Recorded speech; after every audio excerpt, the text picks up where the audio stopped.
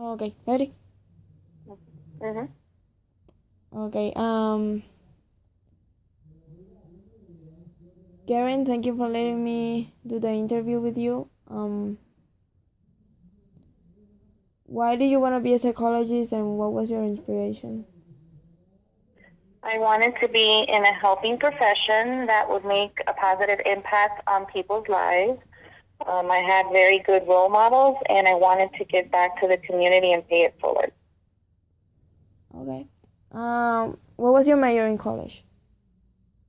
I majored in psychology and minored in Spanish literature, so psychology was my bachelor's degree, and then I got a master's in mental health counseling with a guidance counseling track, and then I also got my licensed mental health counseling background as well. Wow. Okay. How many years did it take to finish all of your studies? It took me 4 years for my bachelor's, and I did my master's in 18 months. In 18 months? Mm-hmm. At Webster University. Oh, you did it at UCF or? I did my undergrad at UCF. My major in psychology was at UCF. Oh. How did you get to where you are now? I have very good professors, so I networked a lot with other professionals in my field during my internship, and I worked for good people. So it's all about the connections and relationships that you make in the community. Okay. The most interesting thing about the job? The most interesting thing about the job is making a positive impact on lives and breaking an unhealthy cycle of bad habits. And the most rewarding thing about the job? And then the least thing that I like about my job is sometimes it can be very sad, where you work with very resistant clients that don't want to change. Yeah. So if they're like court ordered to see you, or they have to do it, but they don't really want to be there, then it makes it harder to help them. Yeah. What would you change about the job? Nothing really. I mean, it changes all the time. It's different all the time, so it doesn't get boring. Can you tell me about a challenge you have faced and how you dealt with it?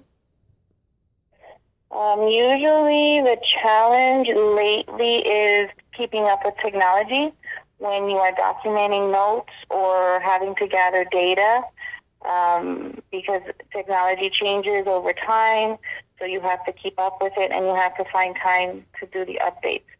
So that's been very challenging with certain cases, but you always consult with colleagues or supervisors or people that have been doing it and that are experts at it. Oh, okay. Any story or moment that have stuck with you? There's a lot. Usually what sticks with you is when, people come back to thank you. Sometimes, you see people for treatment or for counseling, and then you never hear from them again. So you kind of wonder if what you did helped, or, what they're doing on their own. So when they actually come back to thank you or tell you how they're doing, it's very rewarding. Yeah. And the last one, what advice can you give me for the rest of my career? Job shadowing, try and get a good internship. You learn a lot from supervisors. You're always educating yourself. Surround yourself with people who know more than you. So when you job shadow somebody or you get an internship, learn as much as you can. Even, learn how to do everything, even from answering the phone to putting in information on the computer, because you never know where you're going to end up. And it's a good idea to learn how to do a little bit of everything before you go into private practice or you work for companies or you work for a school system. So that's my advice, is always have good connections and good networking possibilities. Okay. Thank you. Okay. You're welcome.